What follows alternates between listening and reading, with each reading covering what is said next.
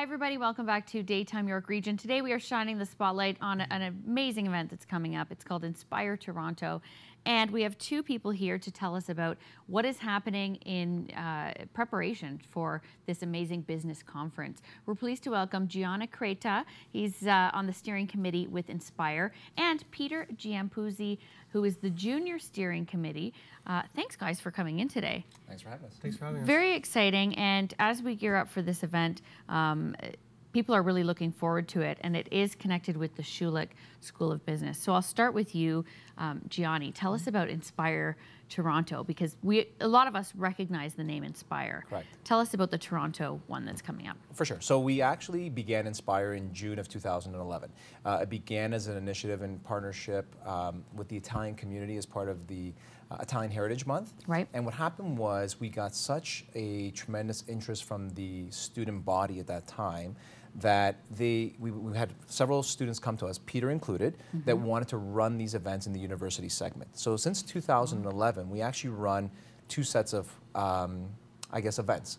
One being our annual event in June, which we have another one coming up this June 1st. And then we have various university events that happen throughout University of Toronto, Guelph, York, Ryerson, and they're totally run by the students. So we, as steering committee members, we simply assist and provide and find speakers for these events, but all the organization, all the setup, the process is actually run by the students, which has actually been tremendous for us. Isn't that amazing? Yes. It's nice that you have that framework so that you can kind of create another event that really relates to these students. Correct. I mean, they're bringing in people who are Canadian business leaders, and really people, I think, Peter, that you want to hear from. Exactly. So what we felt is that students, they get a lot of like learning in the classroom and stuff, but they don't really get that outside world experience, right? So we wanted to talk to students and see how we could help them and how we can bring those leaders kind of as role models to the students. So so we've actually partnered with 3 clubs at Schulich. We've partnered with the Entrepreneurship Club, the Women in Leadership, and the Marketing Club.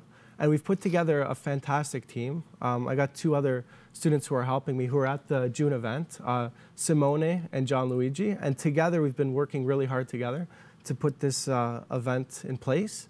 And it'll be the first time that Inspire is actually at Schulich. Oh, that's very exciting. Yeah, so we're very excited. And so when is it happening? It's happening on January 24th from 4 to 6. And it's open to all MBA students. Isn't that nice? So I think it's great that you can kind of take, as I said, the framework of Inspire and make it your own event, right? I mean, this whole committee has been run by the students themselves. Yes, exactly. So let's talk about some of the guest speakers that will be at this event, because they are amazing Canadian business leaders. Yeah. So we've tried to get 3 CEOs to come in. So we wanted to go after some of the best leaders in Canada, like Canadian business. So we have Alan Kosman, who's the CEO of Ferrero, the Italian chocolate company. We have. Will he be bringing samples? Yes. I had to ask. Okay, perfect. We have Alex Rakicki, who is the founder of Extreme Brands, so Muchos Burritos and Extreme Pita.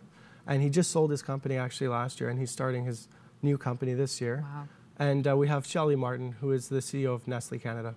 Isn't that great? So how does the event work then, Gianni? Is it each person has a set block of time, or is it a panel discussion? Yeah, so the way we've organized these events is a combination of the individual speakers telling their story. And really it's not about kind of preaching any particular topic or business. Right. It's really about talking about themselves and getting to know them personally. What were their trials and tribulations? What challenges did they have? What recommendations they can give to the students? Something that the students can really connect with. Right. And they spend a few minutes, maybe 15 minutes or so, talking about that and kind of their story. There's a Q&A session, but the part that we really love is there's an open networking part at the end of the event. So what happens is each speaker remains, and they basically spend time with the students. And upwards of half of the event is pretty much that part of it. So there's a one-on-one opportunity to really talk to that speaker and network with them. A lot of times they'll actually offer their contact information, so there's an ability for the student to follow up afterwards. And it really makes it for that informal, nice kind of cozy networking type session that we think is very beneficial for the students. It's nice because oftentimes these people become role models, mentors. Yes. I mean, and you were saying, Peter, that you want that connection with the business world, right? You want that one-on-one, hands-on connection. Yeah. So for you, what does this opportunity present?